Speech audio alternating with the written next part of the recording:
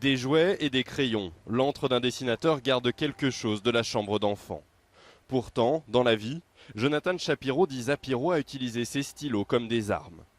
D'abord comme activiste dans la lutte anti-apartheid des années 80, puis pour épingler les dirigeants de la toute jeune démocratie sud-africaine.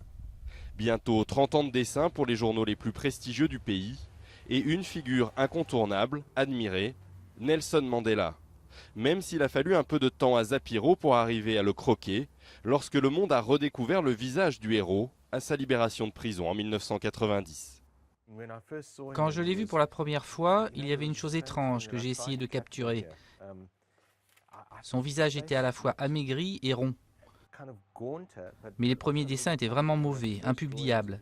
Je n'arrivais tout simplement pas à le saisir. Rapidement, les choses s'améliorent. Côté dessin, car Mandela devenu président, Zapiro doit lui continuer de caricaturer, critiquer, quitte à craindre la réaction du grand homme. À l'occasion d'une conversation téléphonique, il en parle avec Mandela.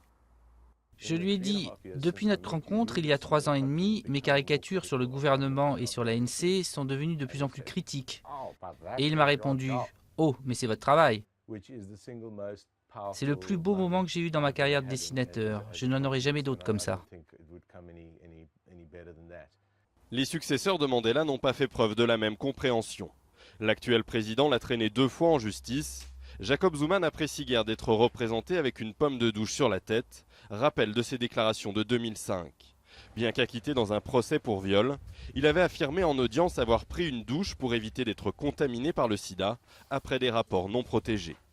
Zapiro l'a aussi représenté à 2 reprises en train de se préparer à violer Dame Justice.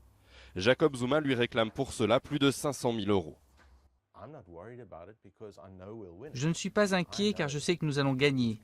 Je sais aussi que cela va lui créer plus d'embarras ici et sur la scène internationale. Tout ce que cela fait, c'est de me rendre plus célèbre. Je ne l'ai pas demandé, mais ce n'est pas grave. Aux policiers de l'apartheid qui lui demandaient pourquoi il les représentait en port, Zapiro répondait qu'il dessine ce qu'il voit. À l'époque, ça ne plaisait pas. Déplaire aux puissants, c'est toujours son métier.